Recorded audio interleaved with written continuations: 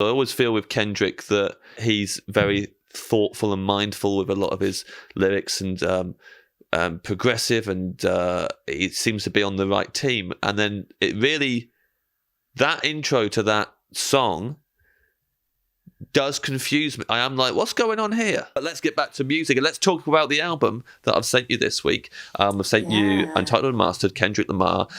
Did you listen to his music? Were you a fan of his music? What was your relationship with Kendrick Lamar? I had heard of Kendrick Lamar. My main relationship to Kendrick Lamar is the song Don't Kill My Vibe, and just really annoying females in my life by singing that at them at different points.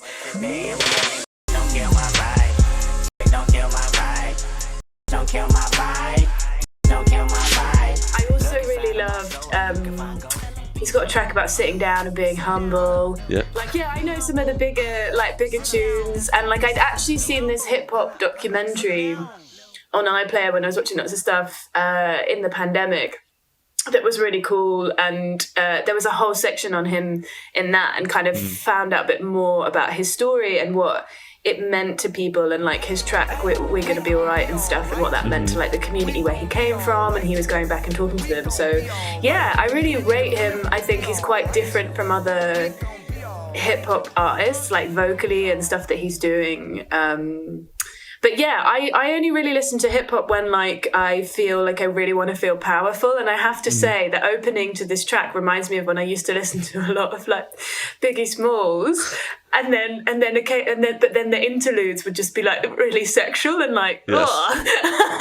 It's just the opening to this album, I think, was just I heard the word, I was listening to it on my way to somewhere walking, and I was did he just say back it up on daddy? Push it back on daddy. Push it back on daddy, baby.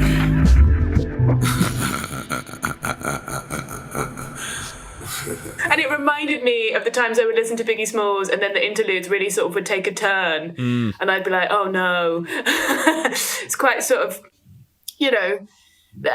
I've read a lot of Freud, but I don't know how I feel about the whole daddy situation, the power struggle of daddy. It's enough to put me off my dinner, really. Yes, I've never understood the daddy thing. That's always been my thing with hip hop. I love it a lot, and it does always make me I think as a dancer, you get such an eclectic taste in music, because you're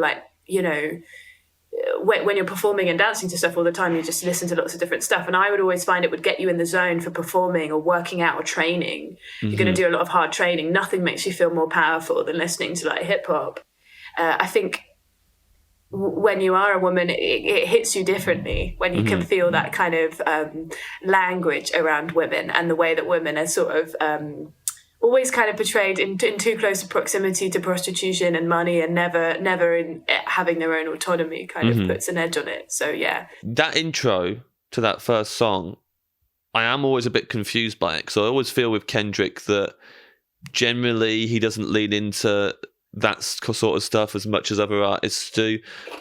He's very thoughtful and mindful with a lot of his lyrics, and progressive, and it seems to be on the right team. And then that intro to that song does confuse me. I am like, what's going on here? BBC Sounds, music, radio, podcasts.